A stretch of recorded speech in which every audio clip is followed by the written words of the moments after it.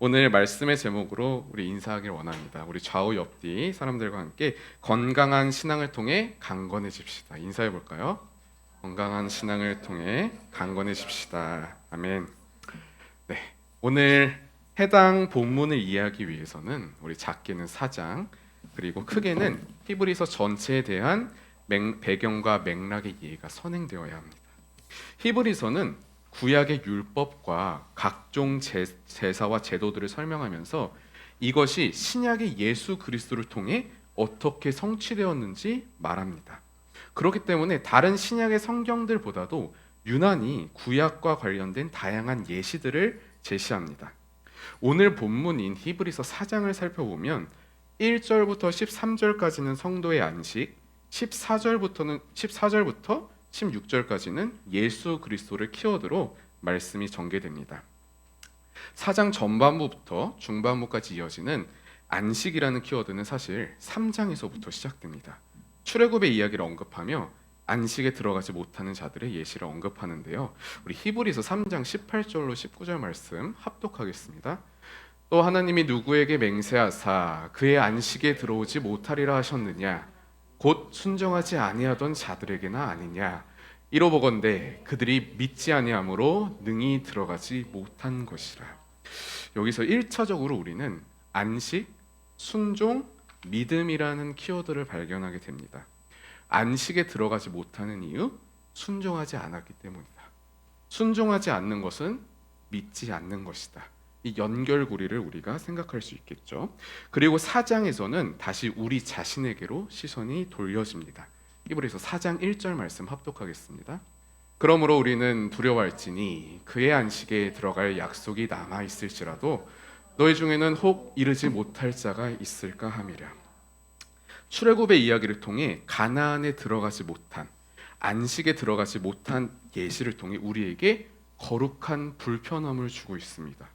그 이유는 무엇일까요? 바로 다음 절 4장 2절 합독하겠습니다. 그들과 같이 우리도 복음 전함을 받은 자이나 들은 바 그 말씀이 그들에게 유익하지 못한 것은 듣는 자가 믿음과 결부시키지 아니함이라.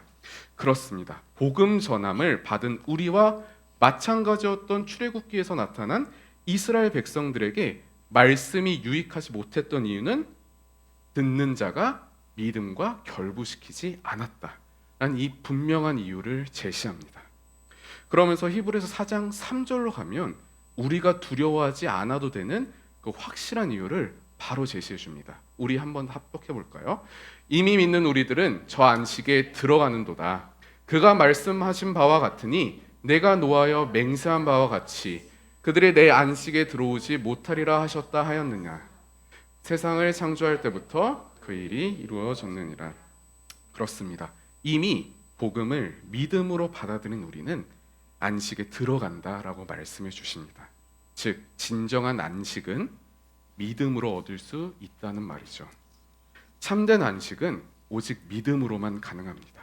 우리가 안식에 들어가는 것은 어떠한 행위에 의한 것도 아니고 오직 하나님께서 값없이 주신 놀라운 은혜와 큰 사랑이며 믿음에 의한 것을 알 수 있습니다. 우리는 안식에 대해 큰 오해를 합니다. 단순히 일상적 반복에 의한 일과 사명을 잠깐 쉬는 거라고 생각합니다. 하지만 오늘 본문 4절을 통해 우리가 안식에 대한 개념을 재정립하길 원합니다. 4장 4절 말씀 합독해 보겠습니다. 제7일에 관하여는 어딘가에 이렇게 일렀으되 하나님은 제7일에 그의 모든 일을 쉬셨다 하였으며, 우리 4절의 중간에 있는 저 어딘가에 라는 부분이 바로 창세기 2장 2절로 3절 말씀인데요. 우리 한번 합독해 보겠습니다. 하나님이 그가 하시던 일을 일곱째 날에 마치시니 그가 하시던 모든 일을 그치고 일곱째 날에 안식하시니라. 하나님이 그 일곱째 날을 복되게 하사 거룩하게 하셨으니 이는 하나님이 그 창조하시며 만드시던 모든 일을 마치시고 그날에 안식하셨습니다. 하나님께서 일곱째 날에 안식하셨습니다. 왜 안식하셨을까요? 그분의 능력이 짧아서, 그분의 손이 짧아서, 피곤하고 지쳐서 그것이 아니라 우리 3절을 보니까 그 일곱째 날을 복되게 하사 거룩하게 하시기 위해서 안식하셨던 겁니다.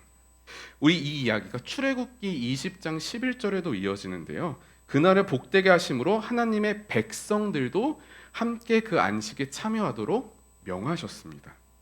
이렇게 안식의 명령을 받은 이스라엘 백성들은 제7일이 되는 날에 모든 가족과 종들, 심지어 나그네와 가축들까지 안식하게 되었던 것이죠. 그렇기 때문에 안식이라는 의미는, 아무것도 하지 말라고 안식하는 의미는 우리 모든 것을 하나님께서 책임져 주신다는 뜻입니다. 단순히 하루를 쉬고 편한 대로 나들이를 가거나 경제적 이유로 이 일을 쉬지 않고 하는 것이 아닙니다. 우리 안에 죄가 들어와 안식이 깨어지게 되고 하나님께 모든 것을 맡기지 못하는 불신앙으로부터 진정한 안식을 누리지 못하고 죄의 종노릇 하며 인생을 마치는 그런 삶을 믿지 않는 사람뿐 아니라 교회를 다닌다고 하는 많은 사람들이 그렇게 살아가고 있습니다. 성도 여러분, 참된 안식은 하나님 안에서 주어진 사명에 최선을 다하여 감당하고 지치고 낙심된 우리의 영적 갈증을 영의 양식과 은혜로 재충전하는 것입니다. 우리의 영은 새롭게 되었습니다. 그러나 우리는 연약한 육체 옷을 입기 때문에 과중한 일과 또 사역들로 인해 쉽게 피로해지고 시험에 듭니다. 따라서 이러한 분주함과 바쁨을 내려놓고 모든 것을 하나님 앞에 맡겨드리며 몸과 영혼을 말씀 안에서 재충전하시는 우리 여러분이 되시기를 축복합니다. 사실 우리가 구원파가 아니더라도 성도된 우리 내면 안에 사실 깊숙이 은밀한 곳에서 이런 목소리가 들리긴 합니다. 우리의 구원은 이미 다 이루어진 거 아니야? 굳이 회개할 필요도 없고 어떻게 살아도 상관없어 라는 이 믿음이, 또 이런 믿음을 자꾸 목소리로 들려줍니다. 하지만 오늘 본문을 통해서 분명히 경고하고 있습니다. 아까 우리가 읽었던 히브리서 4장 1절 말씀, 두려워하라고 분명히 말씀하시고, 오늘 4장 11절 말씀 우리 한번 합독해 보겠는데요. 그러므로 우리가 저 안식에 들어가기를 힘쓸지니 이는 누구든지 저 순종하지 아니하는 본에 빠지지 않게 하려 함이라. 그렇습니다. 우리는 두려워하고 안식에 들어가기를 힘써야 합니다. 이미 구원을 얻었지만 우리 안에는 여전히 살아있는 죄성은 끊임없이 속삭이죠. 너 구원받았잖아. 이런 말을 통해서 자신의 의무를 게을리하거나 책임을 회피해서는 안 됩니다. 하나님의 구원과 안식을, 하나님의 은혜를 천하게 여기는 용도로 사용해서는 안 됩니다. 오늘 말씀 본문인 12절이 시작되는데요. 우리 12, 13절 함께 합독해 보겠습니다. 하나님의 말씀은 살아있고 활력이 있어 좌우의 날선 어떤 검보다도 예리하여 혼과 영과 및 관절과 골수를 찔러 쪼개기까지 하며 또 마음의 생각과 뜻을 판단하나니 지으신 것이 하나도 그 앞에 나타나지 않음이 없고 우리의 결선을 받으실 이에 눈앞에 만물이 벌거벗은 것 같이 드러나느니라. 사실 우리는 이 본문 너무 많이 들어왔죠. 익숙합니다. 근데 한글 번역이 특히 12절 부분에 빠진 부분이 있어요. 이거는 영어 성경을 봐도 바로 나오는데요. 맨 앞에 for이라는 단어가 나옵니다. 여기서 for은 접속사로서 이유를 나타내는 단어입니다.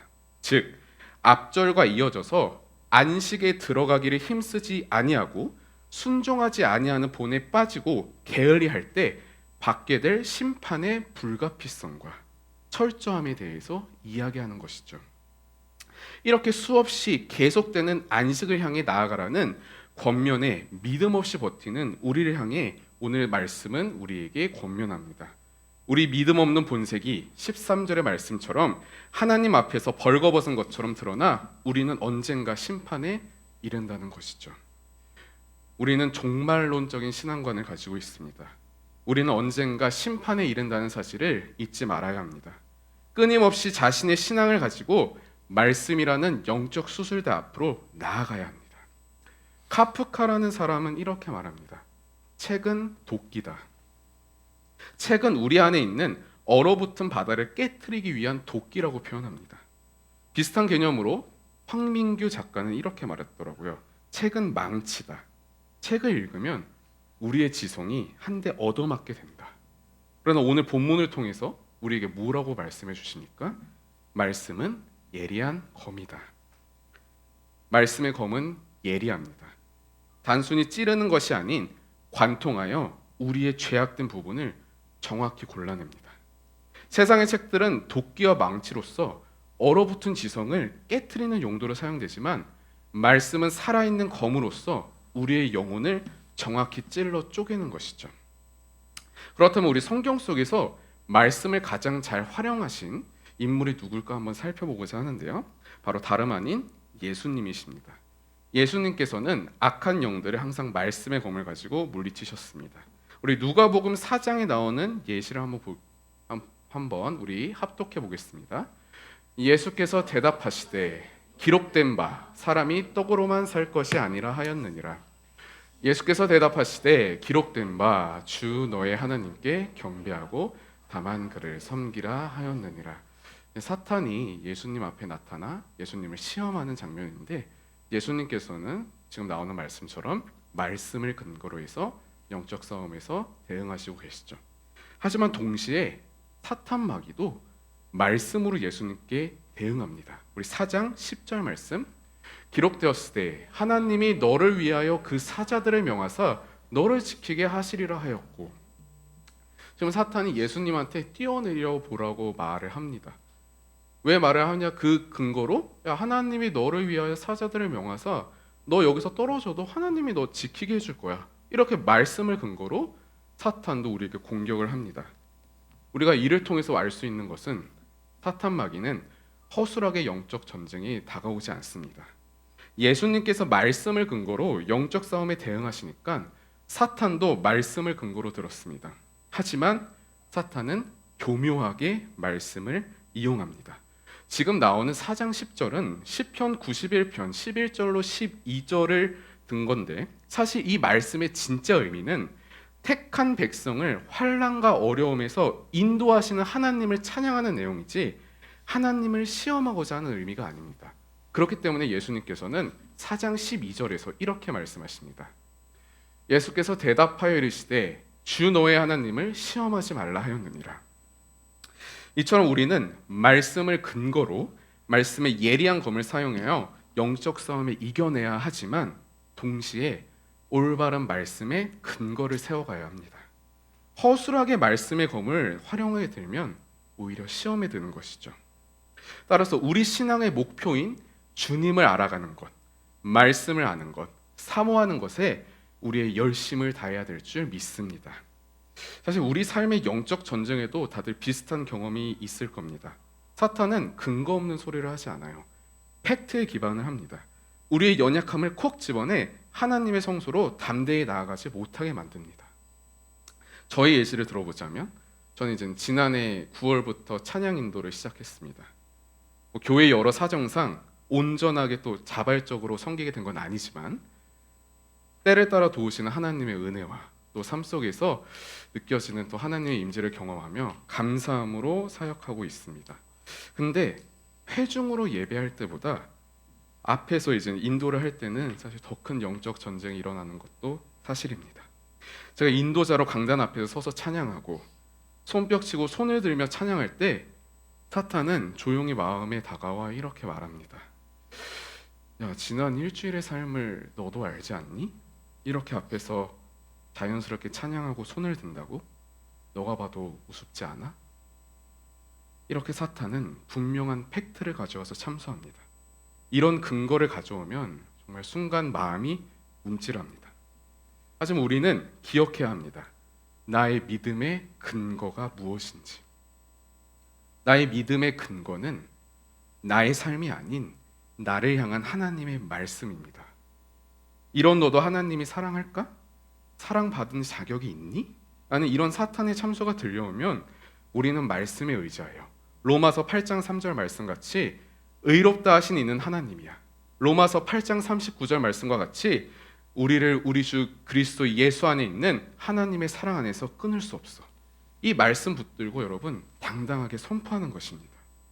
갈라디아서 2장 20절 말씀에 우리가 그리스도와 함께 십자가에 못 박혀 이제 내가 사는 것이 아니라 내 안에 그리스도가 사는 것이다. 여러분 이 말씀을 그냥 믿음으로 취하는 겁니다.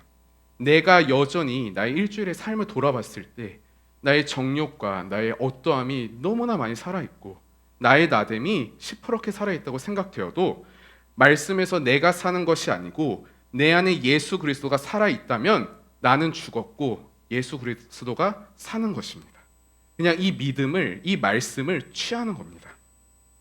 당장의 내 삶이 신실하지 않아도 신실하신 하나님께서 나를, 내 삶을 말씀대로 이루어 주실 것을 믿음으로 선포하는 것입니다.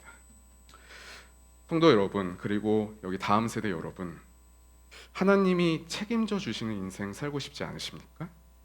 하나님은 교회 다니는 사람을 다 책임져 주지 않습니다. 아나니아와 삽비라처럼 잔머리 굴리는 사람 하나님이 책임져 주시지 않습니다.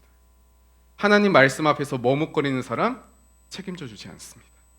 주님께서는 우리의 경험과 상식을 뛰어넘어 하나님 말씀 앞에 순종하고 인생을 거는 사람을 하나님께서 책임져 주시죠.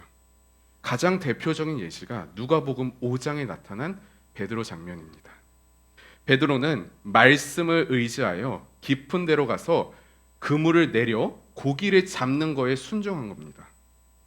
어부였던 자신의 경험과 그런 것들을 생각했을 때 말이 안 되는 말이지만 예수님께서 깊은 데로 가서 그물 던지라 하는 말에 순종한 것이죠.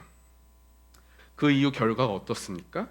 고기를 잡은 것이 힘이 많아 그물이 찢어진다는 결과도 나타났지만 그것보다도 그 이후 베드로는 예수의 무릎 앞에 엎드려 나는 죄인이다, 나는 아무것도 아니다라는 고백이 나오고 그 이후 모든 것을 버려두고 예수를 따라가 하나님이 책임져 주시는 인생을 살게 되는 것이죠. 이것이 바로 오늘 본문 12절에서 우리가 함께 나눴던 말씀의 예리한 검을 활용하는 건강한 신앙입니다. 영적 수술대 앞으로 나아가서 양날의 검에 나의 피를 먼저 묻히는 삶을 경험해야 합니다. 우리의 신앙은 정의와 관념이 아닌 실제입니다. 우리의 신앙은 삶에서 경험되고 체험되어야 합니다. 말씀의 검을 바라보지만 말고 말씀의 검을 내 삶에 적용하여 살아내는 것이 건강한 신앙입니다. 물론 검으로 물리치고 내 자신의 옛 자아를 찌르는 그 처음은 아프고 괴롭습니다. 하지만 이를 통해 우리의 영이 살아날 줄 믿고 하나님께서 영광 받으시는 그 놀라운 섭리를 우리가 삶에서 경험할 수 있습니다. 성도 여러분, 우리 링크처치는 어떤 교회입니까? 우리 링크처치는 연결하는 교회라는 비전을 가지고 있죠. 세상과 예수 그리스도, 지역사회와 교회, 삶의 일터와 복음을 연결합니다. 하지만 링크처치가 가장 먼저 연결해야 할 것은 그 무엇보다 말씀인 줄 믿습니다. 말씀과 먼저 연결하여 내 안에 그리스도의 평안이 있어야 세상과 지역사회와 내가 밟고 살아가는 삶의 선교지에서 평안의 복음이 선포되는 것입니다. 하지만 우리 자신으로는 그런 능력이 전혀 없죠. 여전히 자신의 어떠함과 자기 의로 가득 찬 우리 내면은 올바른 말씀의 근거로 나의 의지로 영적 싸움을 이겨내기에는 너무나도 연약합니다. 그렇기 때문에 오늘의 설교 제목인 건강한 신앙, 강건한 성도가 되는 첫 번째 방법을 살펴보기를 원합니다. 첫 번째 방법, 우리 다 함께 읽어보겠습니다. 예수 그리스도에 우리의 믿음을 결부시켜야 한다. 우리 본문 히브리서 4장 14절 함께 합독하겠습니다. 그러므로 우리에게 큰 대제사장이 계시니 승천하시니 곧 하나님의 아들 예수시라. 연약한 우리에게 하나님께서는 누굴 보내주셨습니까? 바로 우리의 큰 대제사장이신 하나님의 아들 예수님을 보내주셨습니다. 온전한 안식을 위해서, 철저한 순종을 위해서, 올바른 말씀의 근거를 위하여 우리가 붙잡아야 할 가장 좋고 유일한 것은 무엇입니까? 우리가 믿는 도리인 예수 그리스도입니다. 바로 앞장인 히브리서 3장 1절에서는 이렇게 말합니다. 그러므로 함께 하늘의 부르심을 받은 거룩한 형제들아, 우리가 믿는 도리의 사도이시며 대제사장이신 예수를 깊이 생각하라. 본문을 보면 우리를 뭐라고 표현하고 있죠? 하늘의 부르심을 받은 거룩한 형제들. 여러분, 우리가 이 정체성을 가지고 어떻게 나아가야 됩니까? 예수를 깊이 생각하라. 예수를 깊이 생각하라. 영어 성경에서는 이거를 fix라고 표현을 하더라고요. 깊이 생각하는 것을 넘어서서 예수에게만 우리의 생각을 fix, 고정해야 하는 것이죠. 왜 그분에게 우리의 생각과 시선을 고정해야 합니까? 우리 힘으로는 우리를 의롭게 할 수 없고 우리를 구원의 보좌로 이끌 수도 없고 안식에 이를 수 없지만 이 모든 것을 완성하는 분이 바로 예수 그리스도이기 때문입니다. 그는 우리의 연약함을 해결하기 위해 모든 죄를 대신 감당하시고 죽음에서 이기셔서 부활하셨기 때문입니다. 그렇기 때문에 건강한 신앙은 무엇이고 강건한 성도가 되는 첫 번째 방법은 무엇입니까? 곧 하나님의 아들 예수 그리스도의 우리의 믿음을 결부시키는 것. 자, 그럼 우리 두 번째 방법을 한번 살펴보도록 원합니다. 두 번째 방법, 예수 그리스도의 성품을 의지해야 한다. 우리 4장 15절 말씀 함께 합독하겠습니다. 우리에게 있는 대제사장은 우리의 연약함을 동정하지 못하실 이가 아니요 모든 일에 우리와 똑같이 시험을 받으신 이로되 죄는 없으시니라.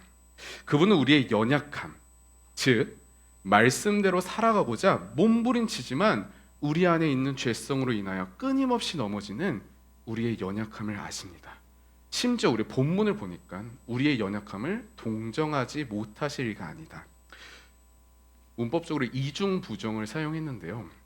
사실 우리가 그냥 연약함을 동정하신다라고 표현할 수 있는 거를 연약함을 동정하지 못하시는 이가 아니다라고 하면서 한 번 더 부드럽게 말씀을 해주십니다.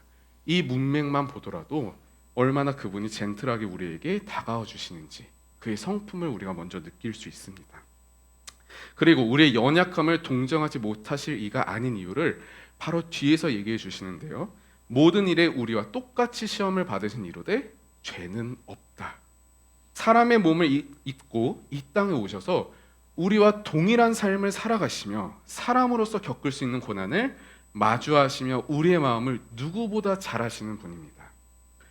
원문에서는 저 연약함을 동정하다, 동정에 쉼파데오라는 용어를 사용하는데 이는 함께 아파하다라는 의미입니다. 예수님께서 사람의 몸을 입고 이 땅에 오셔서 우리와 동일하게 그리고 더 심하게 고난을 당하셨으니 그분은 우리의 연약함을 동정하지 않을 수 없고 우리와 함께 아파하시는 쉼파데오 하시는 그분의 성품을 우리가 알 수 있는 것이죠. 그리고 이 모든 과정을 통해서 본인의 죄는 없지만 우리의 죄를 대신하여 죽음에 이르고 부활하여 승리하신 주님을 바라보아야 합니다. 방금 우리가 계속해서 이야기했듯이 말씀의 검을 가지고 우리는 영적 싸움에서 승리해야 합니다. 하지만 그때도 사탄은 어떠한 방식으로라도 여러분을 참수합니다. 말씀대로 이제 살라고 하면 야 너가 이 말씀 가지고 살고 있니? 너 일주일 동안 삶을 돌아봐. 너 주일날 말씀 들은 대로 살고 있어? 혹은 말씀대로 살아가려면 야 너 그렇게 사는 거 율법주의야. 누가 그렇게 무식하게 사니? 이런 식으로 끊임없이 참수합니다. 하지만 이럴 때일수록 우리는 말씀에 의지하고 더욱이 그분의 성품을 의지해야 될 줄 믿습니다. 하나님은 신실하시고 어떠한 상황과 환경 속에서도 말씀의 기약을 이루시고 지키실 것을 믿음으로 선포해야 합니다. 그렇게 우리 건강한 믿음, 강건한 성도가 되는 두 번째 방법은 무엇이었습니까? 예수 그리스도의 성품을 의지하는 것이다. 자, 그럼 우리 마지막으로 세 번째 방법 우리 함께 읽어보도록 하겠습니다.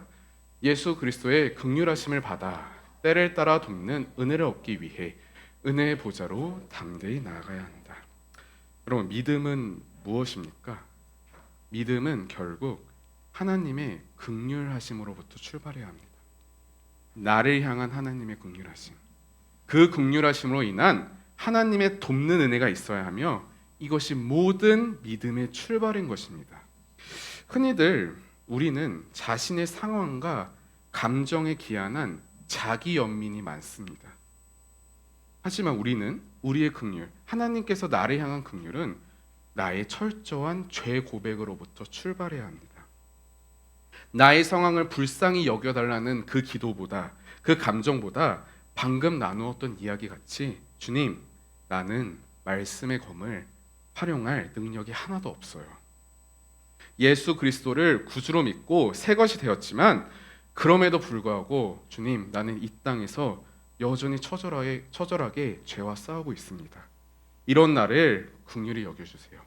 나는 이 고백이 터져 나와야 됩니다. 나는 아무것도 아니라는 고백. 나의 힘으로는 영적 전쟁에서 그 어떤 것도 싸워낼 수 없다는 그 철저한 인정이 수반되어야 합니다. 우리는 흔히 어떤 문제를 두고 기도할 때 나의 상황을 불쌍히 여겨달라고, 이런 환경이 왜 나에게 왔냐는 자기 연민의 기도가 아니라 이런 상황 속에서도, 이런 환경 속에서도 여전히 주님 당신만을 바라보지 못하는 나를 불쌍히 여겨달라는 기도. 죄와 치열하게 싸우고 싶지만 나의 힘으로는 절대 이겨낼 수 없다는 그 고백.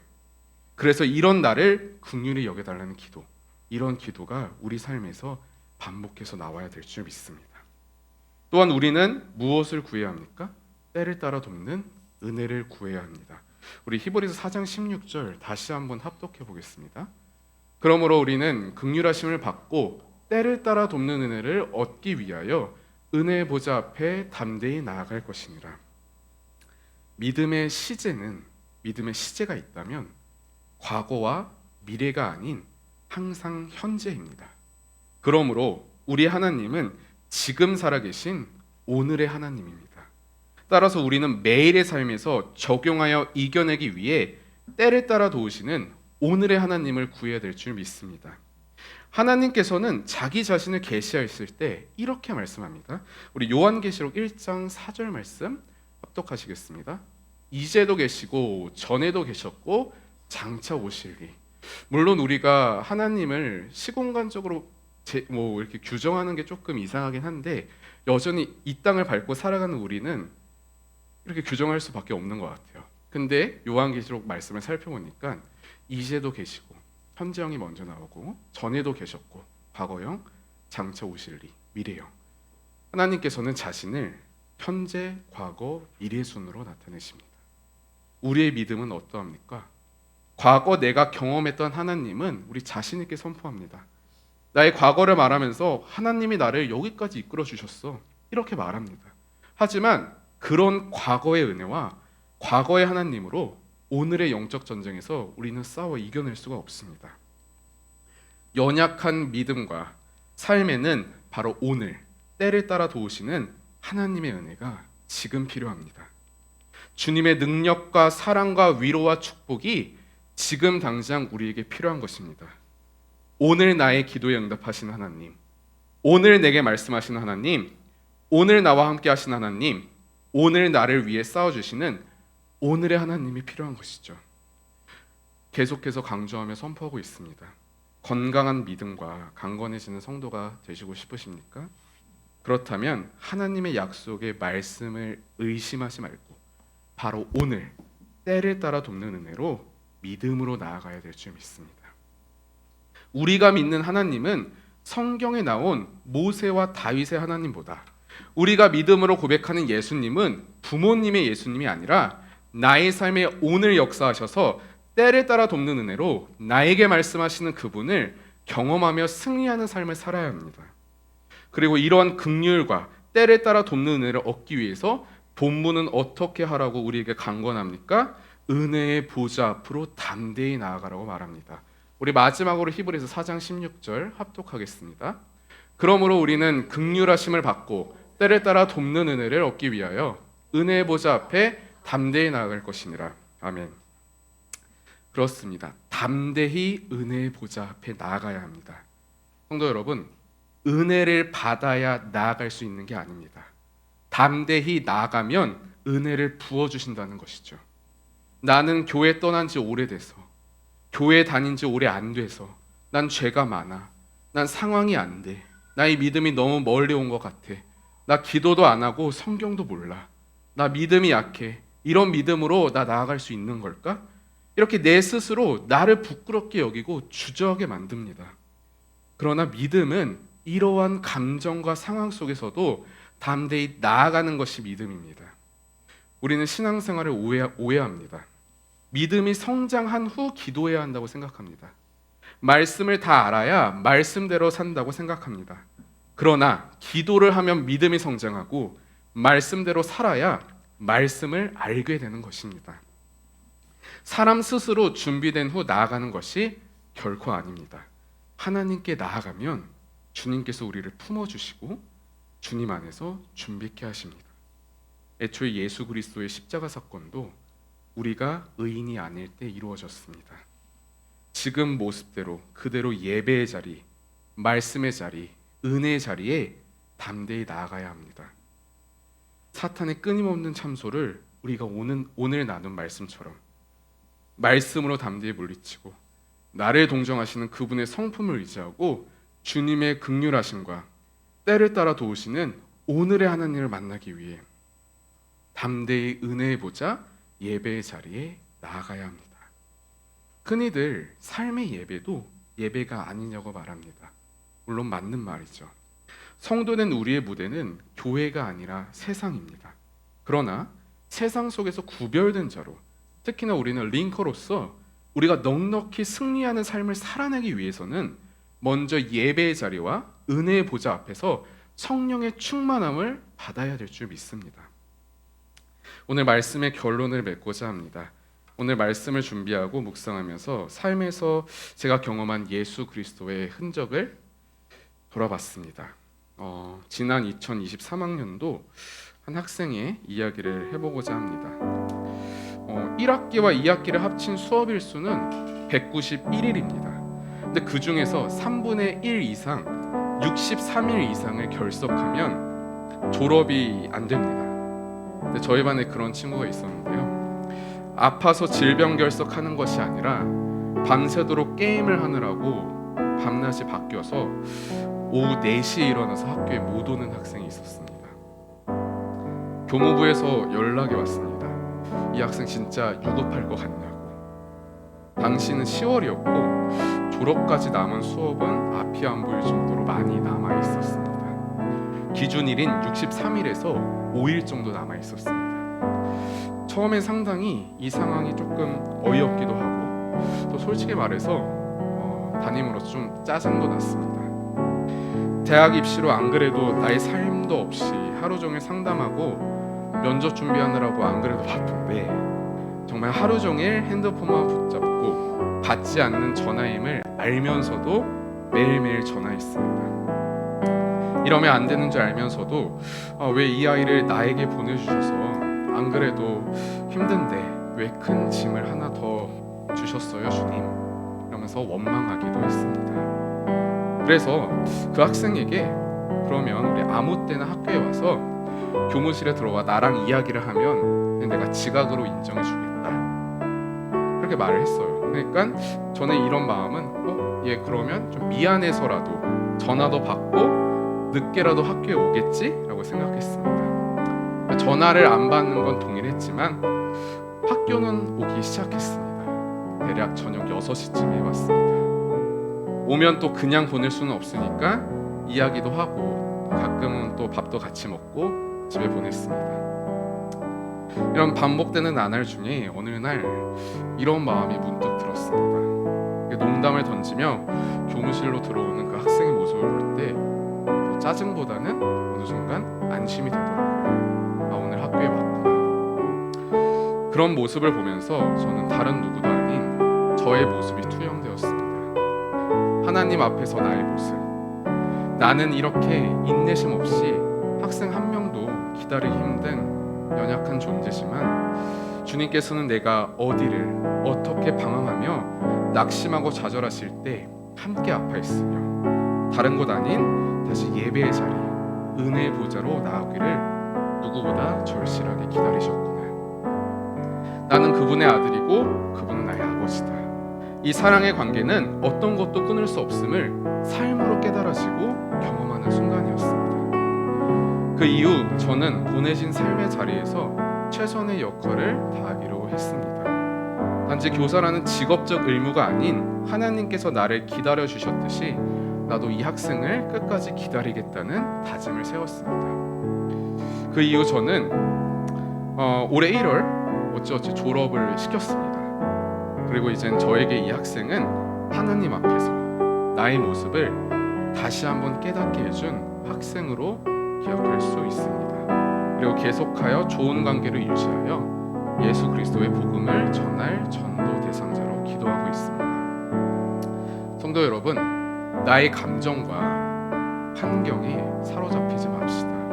그분의 말씀과 성품을 붙잡읍시다. 그분은 우리의 연약을 동정하지 못하시는 분이 아니시고 긍휼하심으로 때를 따라 돕기 원하시며 그래서 은혜의 보좌로 우리가 나오기를 언제나 기다리고 계십니다. 건강한 믿음은 끊임없이 삶에서 견디는 믿음입니다. 사탄의 참소와 나를 향한 나의 정죄의 목소리를 뒤로하고 말씀을 붙잡는 믿음, 그럼에도 불구하고 은혜의 보좌 앞에 나아가는 믿음입니다. 이러한 건강한 믿음을 통해 우리는 강건한 성도, 그것을 넘어 강건한 공동체와 강건한 교회가 될 줄